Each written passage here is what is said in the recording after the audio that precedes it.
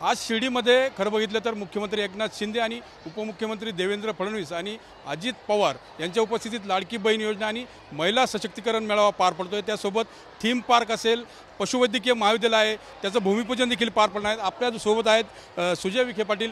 तुम्ही कार्यक्रमाचं नियोजन करतायत, किती महिला आज या कार्यक्रमाला उपस्थित राहतील अशी तुम्हाला अपेक्षा? माननीय मुख्यमंत्री एकनाथ शिंदे साहेब आणि आमचे उपमुख्यमंत्री नेते आमचे माननीय फडणवीस साहेब, अजितदादा पवार साहेब आणि पालकमंत्री माननीय नामदार राधाकृष्ण विखे पाटील साहेब अशा सगळ्यांच्या उपस्थितीत महायुतीचा हा लाडक्या बहिणींचा कार्यक्रम आज आयोजित करण्यात आलेला आहे।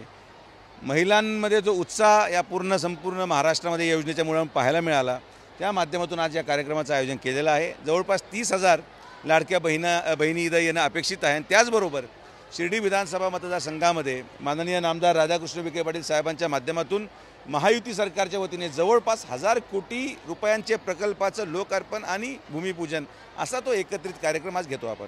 थीम पार्कचा देखील समावेश आहे। पशुवैद्यकीय महाविद्यालयाची जी आवश्यकता होती, कारण राज्यात बघितलं तर पशुवैद्यकीय महाविद्यालयांची संख्या कमी आहे।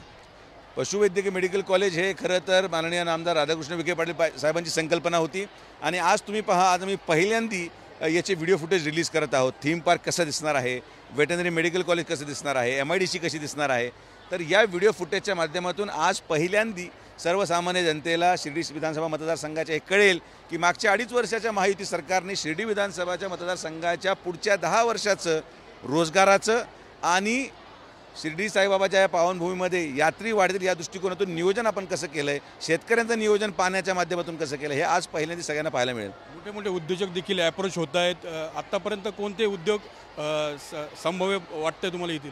डिफेन्स क्लस्टर ऑलरेडी 200 एकरामध्ये आलेला आहे, त्याचा कालच MOU झाला आहे।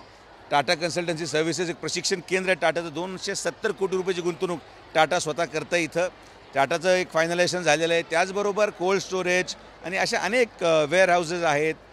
अनेक लोक, जवळपास मला सांगायला आनंद होईल की 80% लँड ही आता दिली गेलेली आहे उद्योजकांना वेगळ्या वेगळ्या।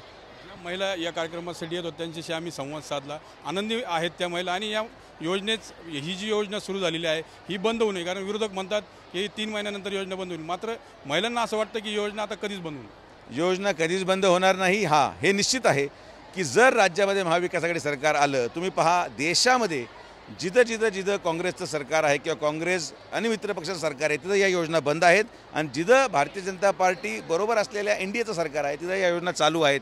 हे त्याचं प्रमाण आहे की परत एकदा लाडक्या बहिणी महायुतीचं सरकार राज्यामध्ये निवडून देतील आणि ही योजना अविरतपणे चालू राहील। हे स्वप्न आम्ही सगळ्यांनी मिळून पाहिलं आहे आणि महिला सक्षम करूपर्यंत आणि सक्षम होईपर्यंत ही योजना बंद होणार नाही। योजना बंद होणार नाही असा विश्वास जो आहे तो डॉक्टर सुजय विखे पाटील यांनी व्यक्त केला आहे। कॅमेरा पर्सन अभिजितसह मी मनोज गाडेकर, TV9 मराठी, शिर्डी।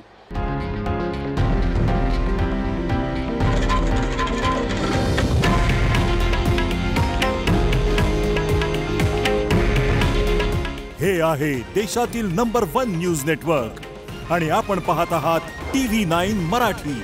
काळजी तुमची, हित महाराष्ट्राचं।